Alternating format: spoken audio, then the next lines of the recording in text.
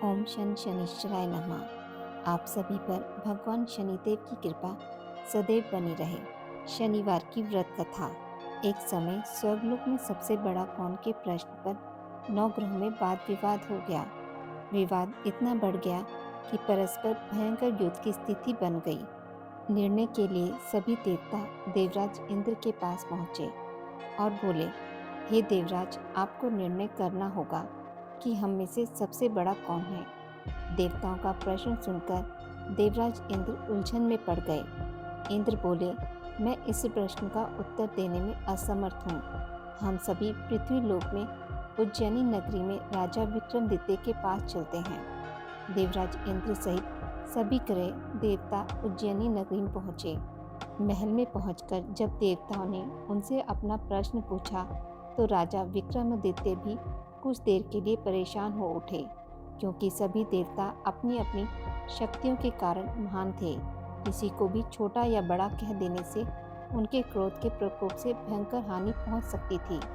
अचानक राजा विक्रमादित्य को एक उपाय सूझा और उन्होंने विभिन्न धातुओं स्वर्ण, रजत, कांसा, ताम्र, सीसा, रांगा, जस्ता, अभ्रक पर लोहे के 9 आसन बनवाए।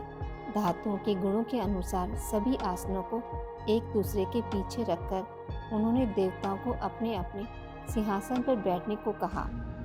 देवताओं के बैठने के बाद राजा विक्रमादित्य ने कहा, आपका निर्णय तो स्वयं हो गया। जो सबसे पहले सिंहासन पर विराजमान है वही सबसे बड़ा है। राजा विक्रमादित्य के निर्णय को सुनकर शनिदेव ने सबसे पीछे आसन पर बैठने के कारण अपने को छोटा जानकर क्रोधित होकर कहा, राजा विक्रमादित्य, तुमने मुझे सबसे पीछे बैठाकर मेरा अपमान किया है। तुम मेरी शक्तियों से परिचित नहीं हो। मैं तुम्हारा सर्वनाश कर दूंगा।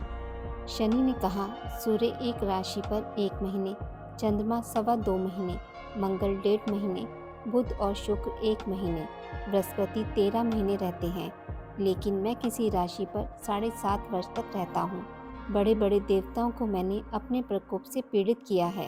राम को 7.5 के कारण ही वन में जाकर रहना पड़ा और रावण को 7.5 के कारण ही युद्ध में मृत्यु का शिकार बनना पड़ा। राजा अब तो भी मेरे प्रकोप से नहीं बच सकेगा। इसके बाद अन्य ग्रहों के देवता तो प्रसन्नता के साथ चले गए, परंतु शनिदेव बड़े क्रोध के साथ वहां से विदा हुए। राजा विक्रमादित्य पहले की तरह ही न्याय करते रहे। उनके राज्य में सभी स्त्री पुरुष बहुत आनंद से जीवन यापन कर रहे थे। कुछ दिन ऐसे ही बीत गए। उधर शनि देवता अपने अपमान को भूले नहीं थे। विक्रमादित्य से बदला लेने के लिए एक दिन शनिदेव ने घोड़े के व्यापारी का रूप धारण किया और बहुत से घोड़ों के साथ उज्जैनी नगरी पहुंचे। राजा विक्रमादित्य ने राज्य में किसी घोड़े के व्यापारी के आने का समाचार सुना तो अपने अश्वपाल को कुछ घोड़े खरीदने के लिए भेजा। घोड़े बहुत कीमती थे। अश्वपाल ने जब वापस लौटकर इस संबंध में बताया तो राजा विक्रमादित्य ने स्वयं आकर एक सुंदर व शक्तिशाली घोड़े को पसंद किया। घोड़े की चाल देखने के लिए राजा घोड़े पर सवार हुए तो वह घोड़ा बिजली की गति से दौड़ पड़ा। तेजी से दौड़ता घोड़ा राजा को दूर एक जंगल में ले गया और फिर राजा को वहां गिराकर जंगल में कहीं गायब हो गया। राजा अपने नगर को लौटने के लिए जंगल में भटकने लगा, लेकिन उन्हें लौटने का कोई रास्ता नहीं मिला। राजा को भूख प्यास लग आई। बहुत घूमने पर उसे एक चरवाहा मिला। राजा ने उससे पानी मांगा। पानी पीकर राजा ने उस चरवाहे को अपनी अंगूठी दे दी। फिर उससे रास्ता पूछकर वह जंगल से निकलकर पास के नगर में पहुंचा। राजा ने सेठ की दुकान पर बैठकर कुछ देर आराम किया। उस सेठ ने राजा से बातचीत की तो राजा ने उसे बताया कि मैं उज्जैनी नगरी से आया हूँ। राजा के कुछ देर दुकान पर बैठने से सेठ जी की बहुत बिक्री हुई। सेठ ने राजा को बहुत भाग्यवान समझा और खुश होकर उसे अपने घर भोजन के लिए ले गया। सेठ के घर में सोने का एक हार खूंटी पर लटका हुआ था। राजा को उस कमरे में छोड़कर सेठ कुछ देर के लिए बाहर गया। तभी एक आश्चर्यजनक घटना घटी। राजा के देखते देखते सोने के उस हार को खूंटी निकल गई। सेठ ने कमरे में लौटकर हार को गायब देखा तो चोरी का संदेह राजा पर ही किया, क्योंकि उस कमरे में राजा ही अकेला बैठा था। सेठ ने अपने नौकरों से कहा कि इस परदेसी को रस्सियों से बांधकर नगर के राजा के पास ले चलो। राजा ने विक्रमादित्य से हार के बारे में पूछा तो उसने बताया कि उसके देखते ही देखते खूंटी ने हार को निगल लिया था। इस पर राजा ने क्रोधित होकर चोरी करने के अपराध में विक्रमादित्य के हाथ पांव कटवाने का आदेश दे दिया। राजा विक्रमादित्य के हाथ पांव काटकर उसे नगर की सड़क पर छोड़ दिया गया। कुछ दिन बाद एक तेली उसे उठाकर अपने घर ले गया और उसे अपने कोल्हू पर बैठा दिया। राजा आवाज देकर बैलों को हाँकता रहता। इस तरह तेली का बैल चलता रहा और राजा को भोजन मिलता रहा। शनि के प्रकोप की 7.5 पूरे होने पर वर्षा ऋतु प्रारंभ हुई। एक रात राजा विक्रमादित्य मेघमल्हार गा रहा था कि तभी नगर के राजा की लड़की राजकुमारी मोहिनी रथ पर सवार उस तेली के घर के पास से गुजरी। उसने मेघमल्हार सुना तो उसे बहुत अच्छा लगा और दासी को भेजकर गाने वाले को बुला लेने को कहा।